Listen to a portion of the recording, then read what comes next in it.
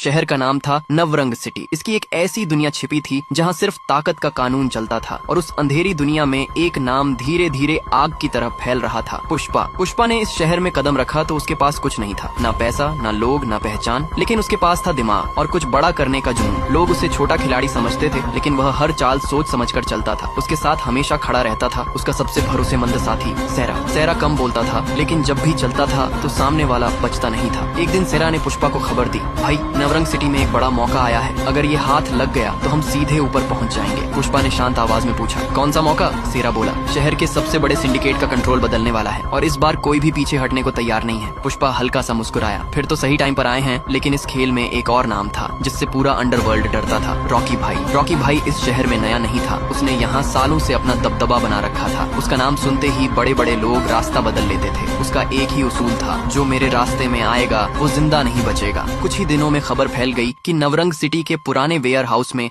एक secret meeting होने वाली है। वहीं तय होगा कि अब इस शहर पर किसका राज होगा। रात के अंधेरे में एक एक करके सभी बड़े खिलाड़ी वहां पहुंचने लगे। सबसे आखिर में 2 एंट्री हुई। पहले रॉकी भाई अंदर आया, उसके कदमों की आवाज ही काफी थी सबको खामोश करने के लिए। और फिर अंदर आया पुष्पा, उसके साथ सेरा। दोनों की नजरें मिली, पूरा माहौल भारी हो गया। रॉकी भाई ने हल्की मुस्कान के साथ कहा, नए खिलाड़ी हो, ज्यादा जल्दी मत दौड़ो, गिर जाओगे। पुष्पा ने बिना रुके जवाब दिया, दौड़ने वाले गिरते हैं, मैं तो सीधा पहुंचता हूँ। कुछ पल के लिए पूरा हॉल शांत हो गया, फिर अचानक गोलियों की आवाज गूंज उठी। चारों तरफ भगदड़ मच गई, हर कोई अपनी जान बचाने और दूसरे को खत्म करने में लग गया। सेरा ने अकेले ही कई लोगों को गिरा दिया और पुष्पा धीरे धीरे आगे बढ़ता गया। रॉकी भाई भी पीछे हटने वालों में से नहीं था, उसने सामने आने वाले हर आदमी को खत्म कर दिया। कुछ ही मिनटों में पूरा वेयर हाउस जंग का मैदान बन चुका था। जब सब कुछ शांत हुआ तो वहाँ सिर्फ 2 लोग खड़े थे, पुष्पा और रॉकी भाई। दोनों एक दूसरे को देख रहे थे, जैसे अगला कदम ही तय करेगा कि शहर किसका होगा। रॉकी भाई ने धीरे से कहा, आज नहीं लेकिन बहुत जल्द फैसला होगा। पुष्पा मुस्कुराया, फैसला नहीं, कब्जा होगा। दोनों वहाँ से अलग अलग रास्तों से निकल गए, लेकिन उस रात के बाद नवरंग सिटी बदल चुकी थी। कुछ दिनों बाद सेरा फिर एक खबर लेकर आया, भाई इस बार मामला और बड़ा है। पुष्पा ने पूछा, अब क्या? सेरा ने धीमी आवाज में कहा, शहर में कोई वापस आ रहा है। कौन? सेरा बोला, जिसका नाम सुनकर पुराने लोग भी डर जाते हैं। और उसी समय पूरे शहर में एक नाम गूंजने लगा, राइस्टार। पुष्पा की आंखों में चमक आ गई और दूर कहीं रॉकी भाई भी तैयार खड़ा था। अब जंग सिर्फ शुरू हुई थी, 3 नाम, एक शहर और एक ताज। अब क्या होगा? क्या पुष्पा नवरंग सिटी पर राज करेगा, या रॉकी भाई फिर से सबको झुका देगा, या फिर राइस्टार की वापसी सब कुछ खत्म कर देगी? आगे जानने के लिए पार्ट 2 जरूर देखें।